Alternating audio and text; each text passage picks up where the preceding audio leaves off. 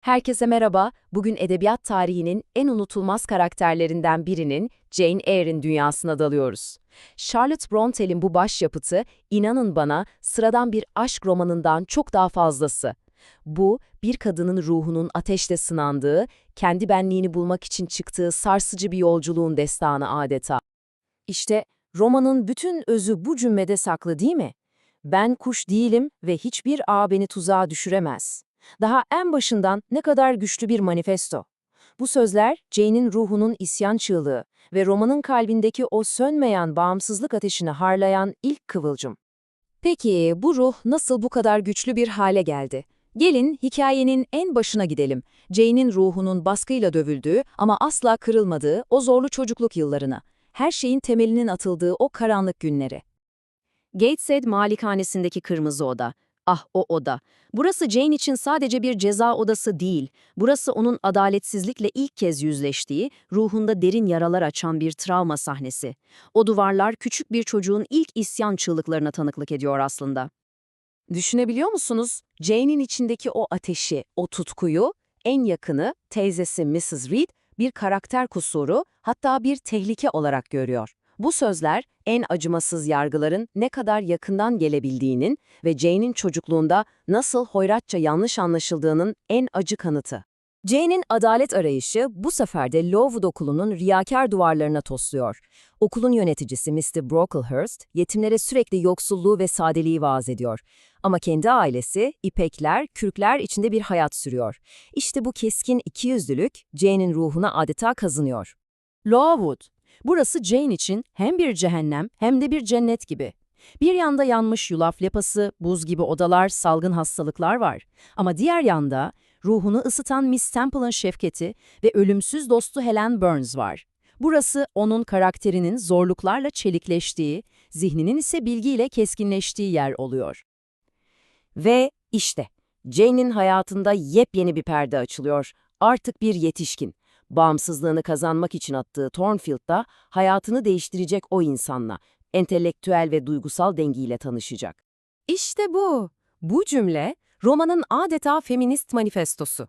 Jane'in kadınların iç dünyasına dair bu cüretkar beyanı, yazıldığı dönemin ne kadar ilerisinde bir ses olduğunu gösteriyor.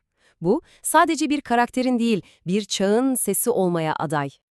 Ve işte o meşhur ilk karşılaşma. Her şey ne kadar da alışılmadık değil mi? Mütevazı mürebbiye Jane, kaba ve heybetli Mr. Rochester'a anında yardım teklif ediyor. Daha ilk andan itibaren aralarındaki o klasik efendi-hizmetkar dinamiğini yerle bir ediyorlar. Aralarındaki diyaloglar sanki bir zeka düellosu gibi. Keskin, akıllıca ve meydan okuyan cevaplar. Bu konuşma, statü farkının onların zihinleri arasında hiçbir engel teşkil etmediğini haykırıyor. Onlar, birbirine meydan okuyan iki eşit ruh. Fakat Thornfield'ın o görkemli duvarları karanlık ve korkunç bir sır saklıyor. Şimdi gerilim artıyor çünkü Jane'in hayatı bu gizemle birlikte geri dönülmez bir şekilde değişmek üzere. Üçüncü kattan gelen o ürkütücü, o bedensiz kahkaha, bu ses Thornfield'da bir şeylerin derinden yanlış olduğunun ilk habercisi.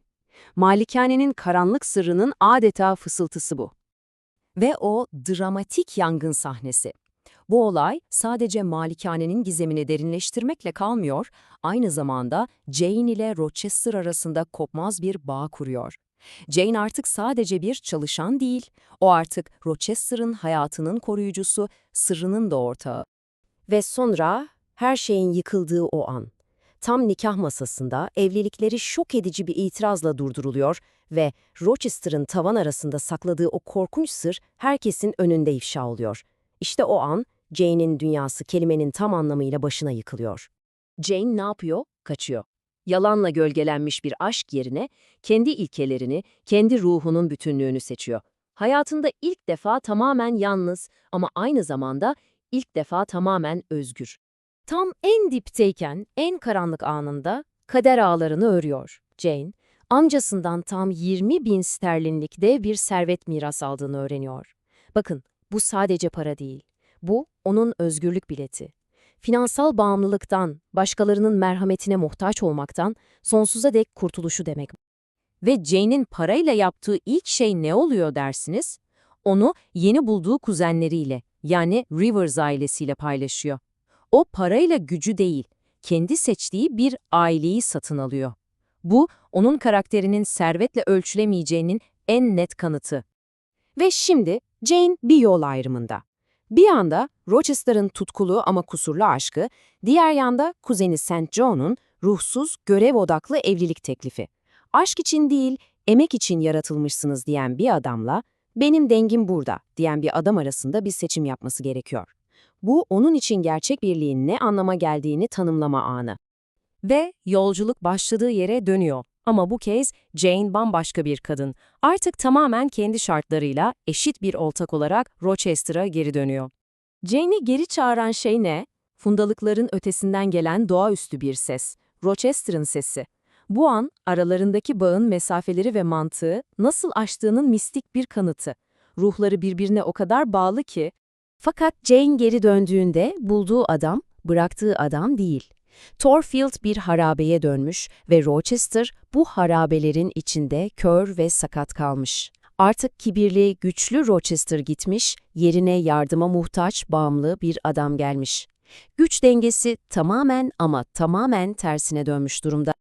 Ve işte bu, Jane'in nihai seçimi. Artık muhtaç olduğu için değil, ekonomik ve ruhsal olarak tamamen özgür bir kadın olarak partnerini kendi iradesiyle seçtiği için Rochester'la evleniyor. Bu bir boyun eğiş değil, bu bilinçli ve eşit bir sevgi tercihi. Bu tablo Jane'in bütün yolculuğunu ne kadar güzel özetliyor, değil mi? Güçsüz bir yetimken hayatta kalmaya çalışıyordu. Sonra eğitimle direndi, öz saygısıyla ayakta durdu, iradesiyle bağımsız oldu ve sonunda aşkla eşit bir ortak haline geldi.